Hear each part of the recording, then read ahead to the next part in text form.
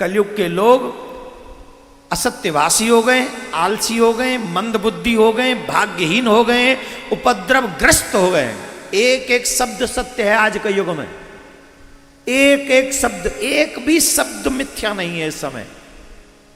आलसी हो गए, ईमानदारी से बताओ कितना बड़ा सत्य है इस जीवन का हमारा।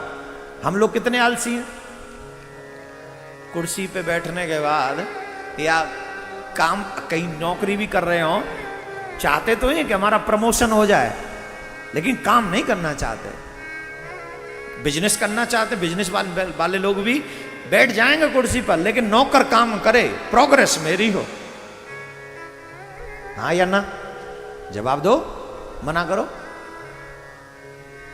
आलसी व्यक्ति जीवन में वहां तक नहीं पहुंच सकता जहां तक उसे पहुंचना चाहिए था। भाग्य उसे कहीं ले जाता, लेकिन आलसी आदमी नहीं पहुंच पाता है वहां तक। क्यों? क्योंकि आलस से ग्रसित होकर वो व्यक्ति अपने वर्क में उतना ध्यान नहीं देता जितना देना चाहिए।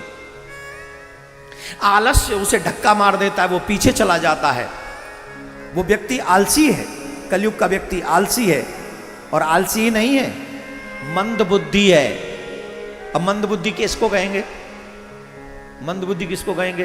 दूसरे का बुरा करके अपना भला करना चाहे, उससे बड़ा मंद बुद्धि कोई होगा? जवाब दो।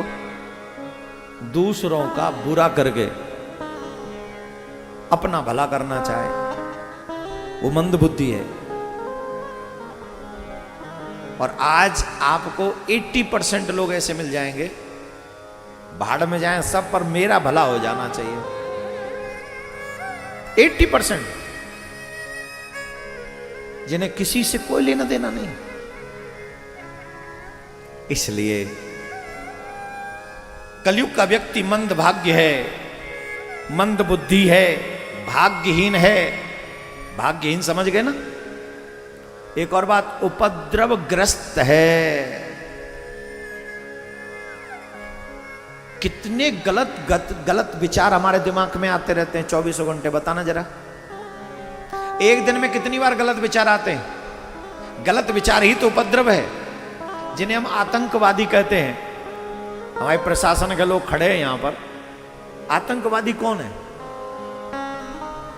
जो दूसरों को दुख दे, वही तो आतंकवादी है।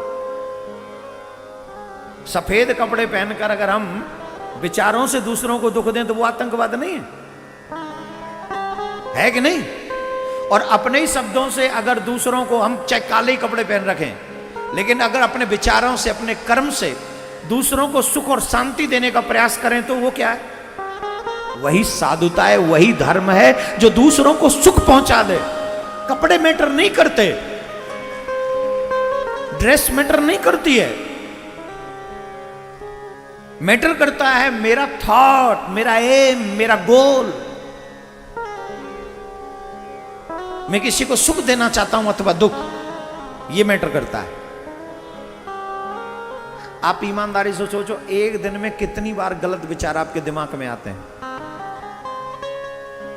यह है उपद्रव।